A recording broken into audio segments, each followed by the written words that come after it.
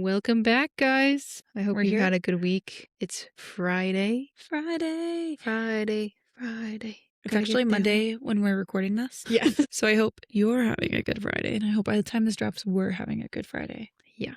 Yeah. I think we're recording again Friday, so maybe if we can get some childcare. yeah, always a good time.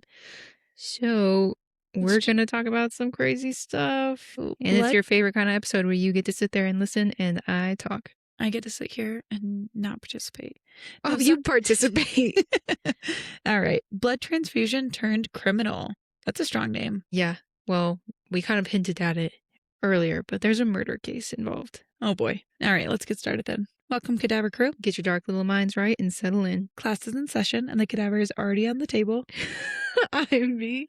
That's embarrassing. And I'm Sam. And this is the Cadaver's Cadaver's Files. Y'all, she just had to look at the thing to say her name. Still, this is our 16th episode that we've recorded.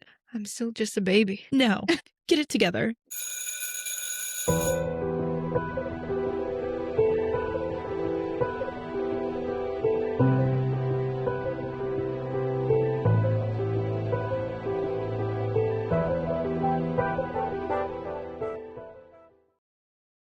Well, just sit back and relax and let me do all the work. Okay, let's go. If you remember, we were talking about blood transfusion and where that came from within history.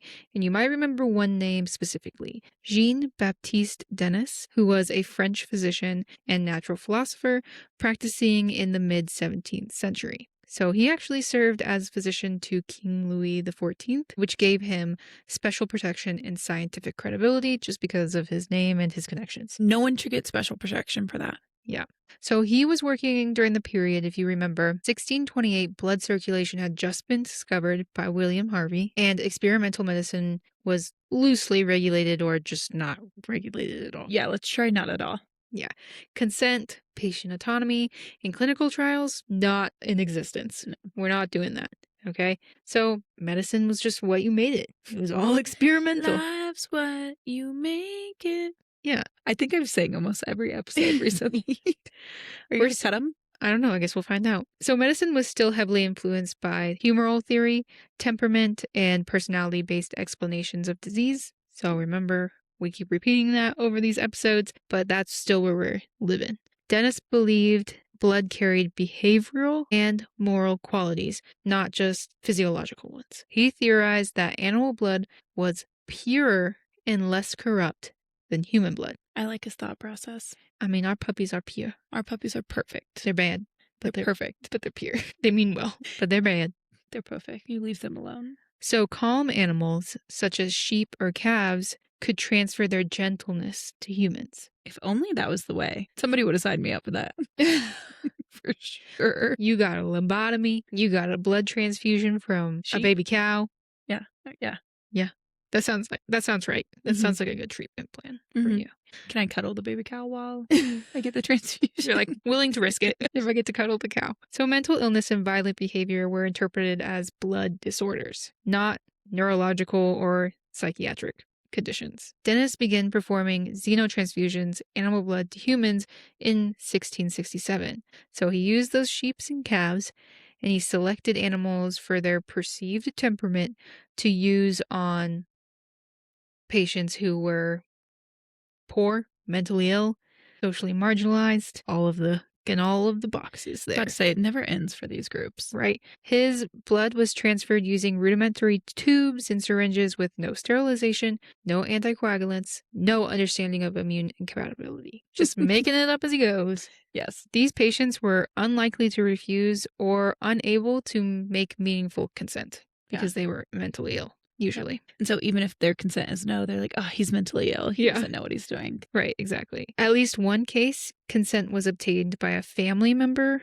rather than the patient. We all know how that goes. And Denis framed his work as therapeutic, but treated patients more as experimental subjects. Basically, he was like, my friend, the king, said that I can do whatever I want, and I can just experiment on all kinds of people. Perfect. That's exactly what we need. Another white man audacity. So the event, the case of Antoine Meury, and this occurred in 1667 and 1668 in between there.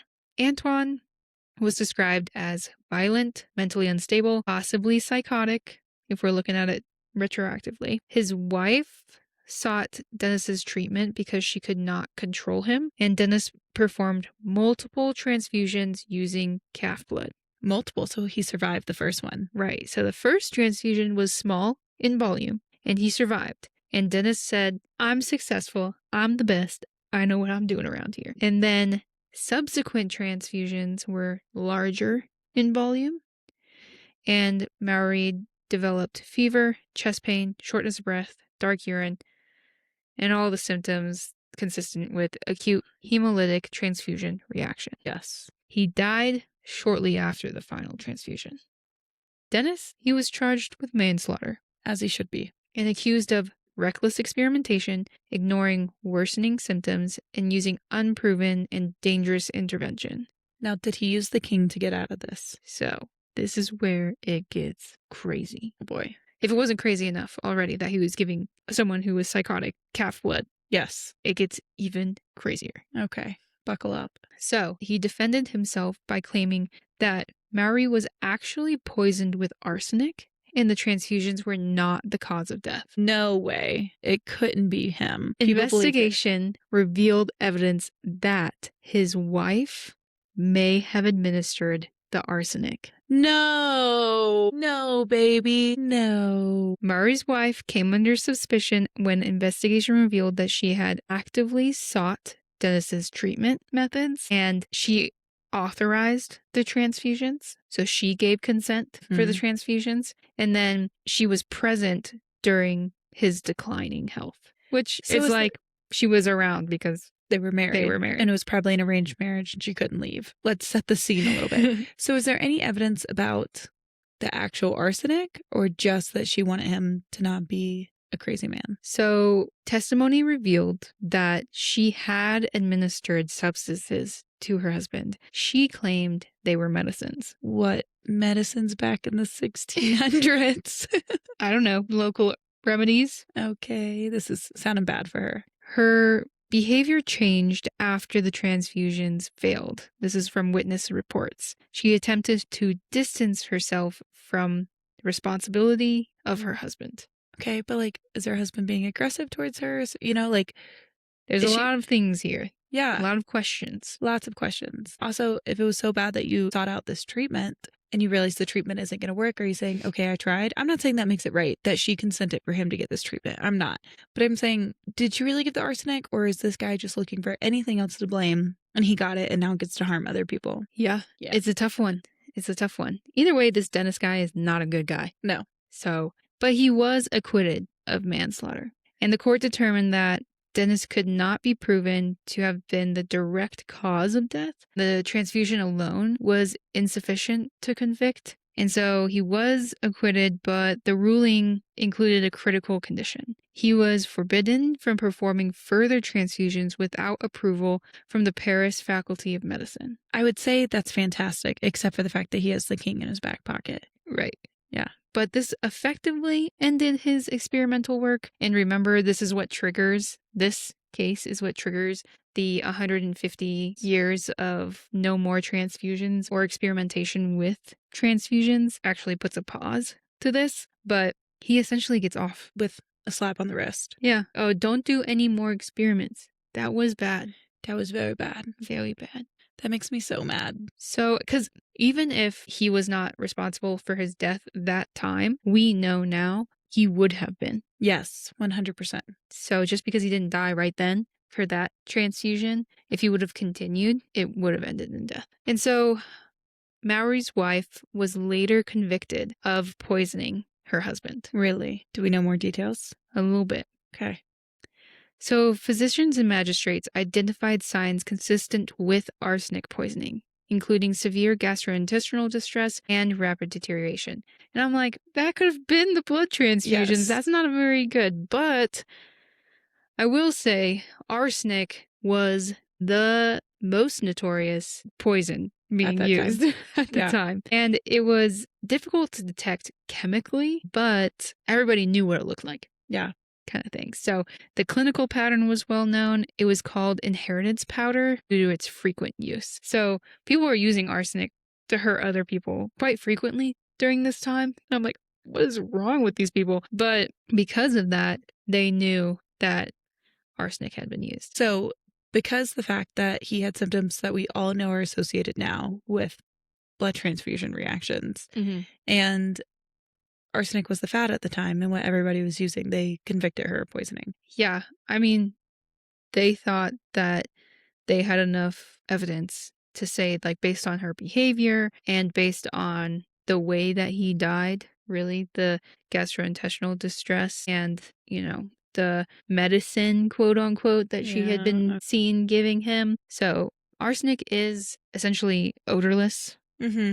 And sometimes you can say it has like a metallic garlic smell, but for the most, it's odorless and you can't really tell if somebody has been given it. And so that's why it was like hard for them to detect it chemically. But I guess it was so popular that they were like, oh, we see this all the time. Yeah. This is how all these wives act before they poison their husbands. So testimony suggested that the wife administered arsenic after the transfusions when Meury didn't improve. So he didn't get better. And so his behavior was still aggressive and erratic. And so arsenic poisoning. But wouldn't she have killed him sooner with arsenic poisoning?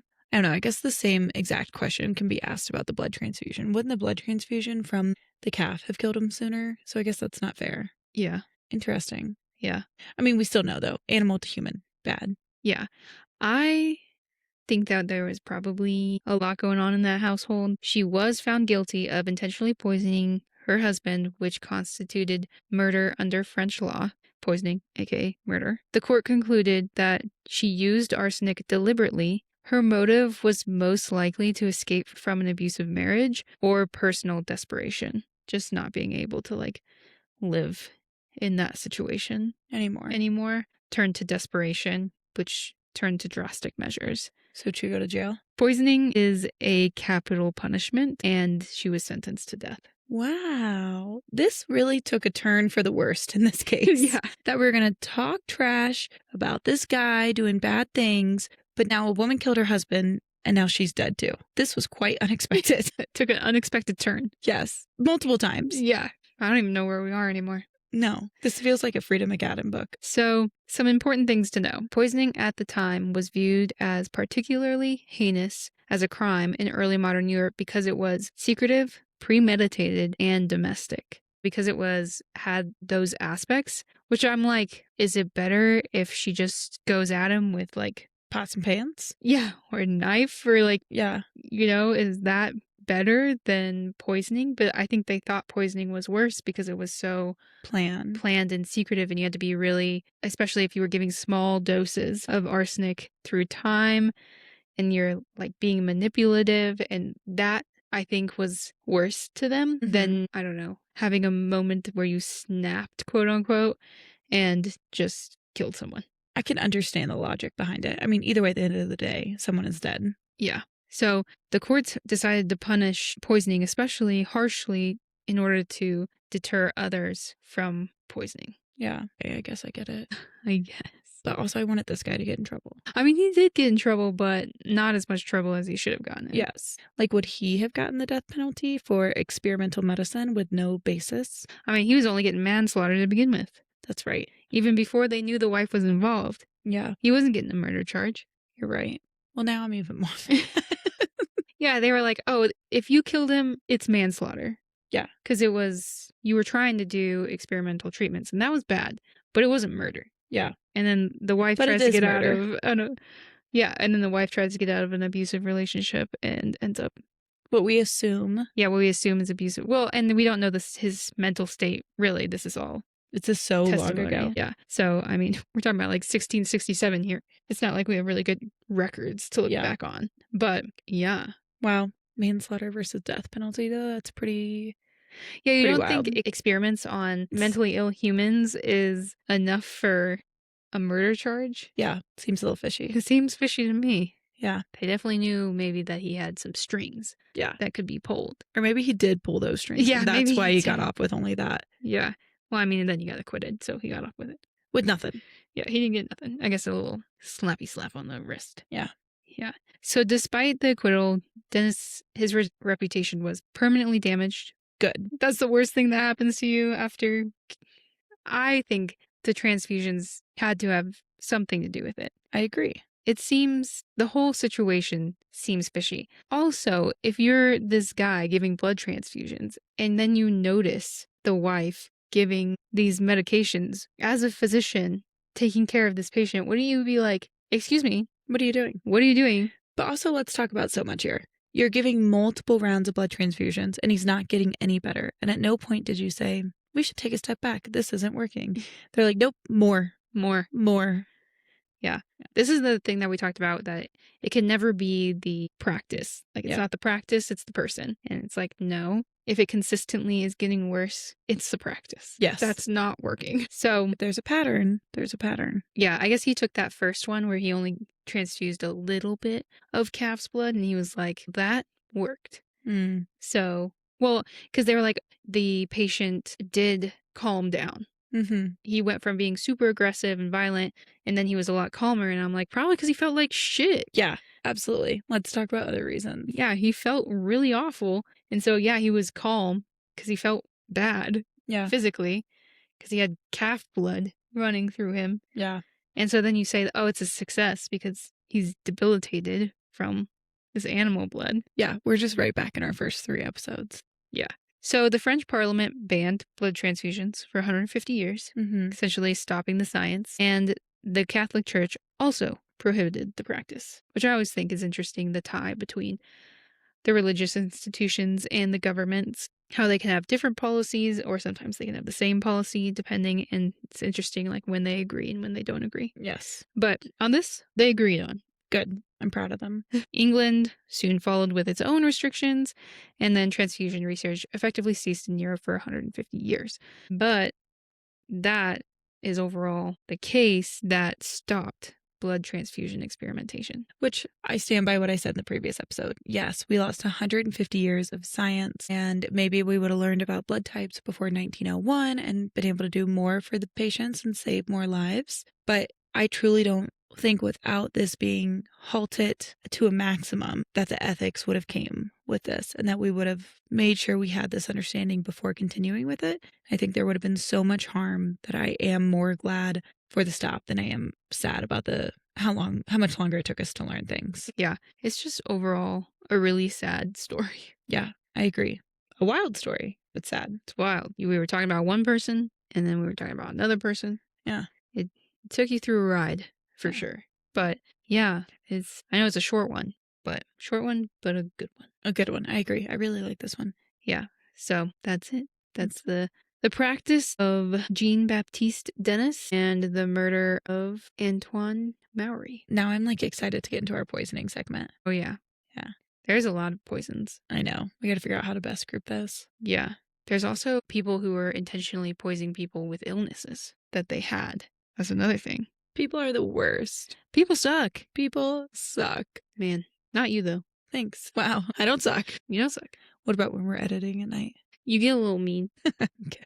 On that note, you can support us by following us on Instagram at _cadavers_lessons or on TikTok at the.cadavers.lessons. We're on YouTube now, just under the Cadavers Lessons. Check us out at buymeacoffee.com/the_cadavers_lessons. You can listen basically anywhere you get your podcast, but especially on Spotify, Amazon, and Apple. And best ways to support us is sharing our podcast, interacting with us, leaving a review, leaving comments, responding to our listener questions, all the fun things. If you have an idea for a case or an episode, go ahead and DM us. We've gotten some really good suggestions, so keep them coming. If you have a story that you find interesting that happened to you or to a family member or that you know about and you would like us to share it on the podcast, send that in and maybe we'll do an episode of just stories. Yes. Next week's episode is going to be about vampires. Vampires.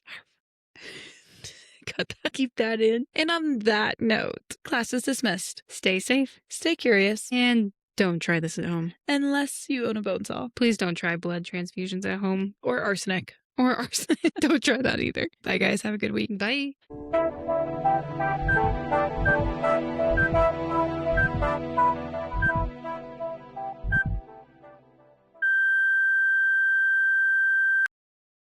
This podcast is for educational and entertainment purposes only. We discuss the history of medicine, not your personal medical situation. Nothing you hear on this show should ever be taken as medical advice, diagnosis, or treatment. Some of the information discussed may be incorrect or become outdated over time. We do our best to stay current with medical knowledge, but medicine changes quickly. Additionally, because we do not work in every specific field we discuss, there may be times when we misspeak or misinterpret information. We're all human and we're doing our best for the podcast. Every medical case is unique, and your health decisions should always be made in consultation with your own qualified healthcare professional. If you have any questions or concerns about your health, please reach out to a licensed provider who can give you guidance based on your individual needs.